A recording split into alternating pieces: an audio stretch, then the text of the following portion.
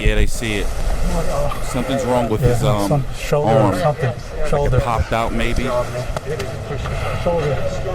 Oh no.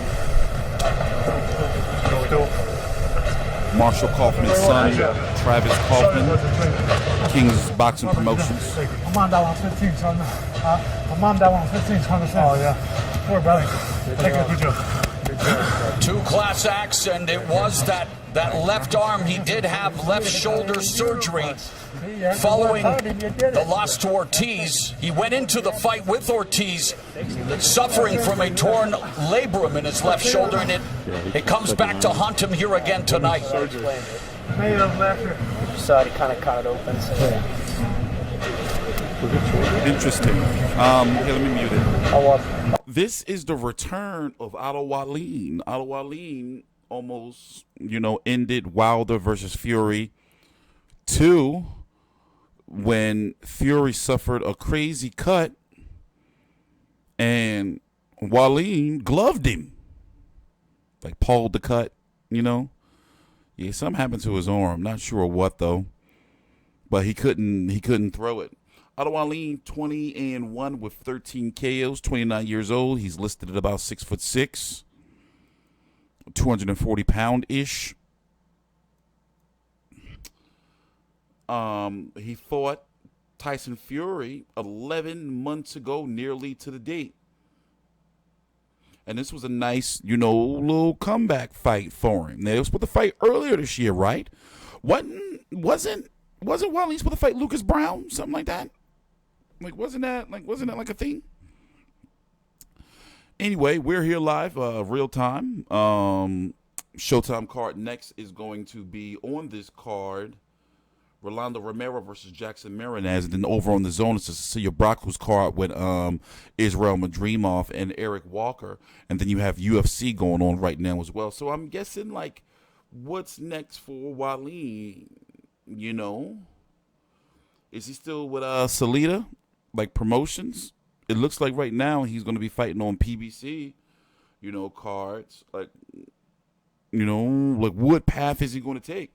And I guess since his layoff, he's not ranked right now in the top 15 of any of...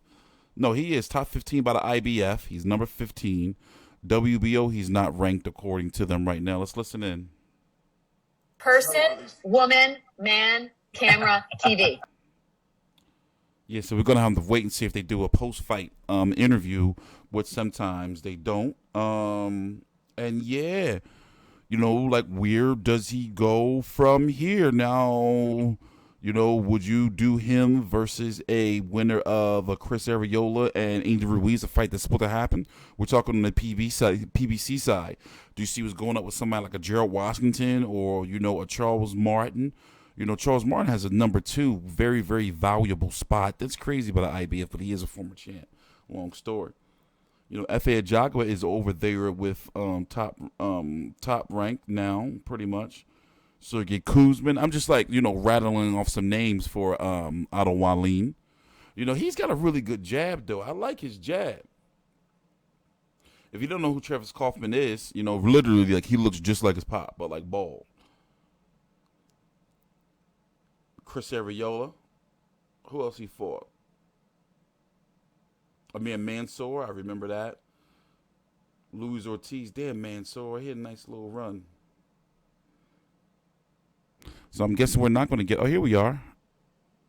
Sundays watching the quality programming on Showtime, and let's take a look at the show stats for our opening fight of the night. Yeah, Otto Wallin dominating in every category, landing 54% of his power punches, which is impressive, but the number of jabs he landed, that's how he was able to control his fight. Let's make it official with Jimmy Lennon Jr. Ladies and gentlemen, we have the time of 2 minutes, 32 seconds in round number 5. A referee in charge, Michael Ortega, had seen enough. He stops the contest.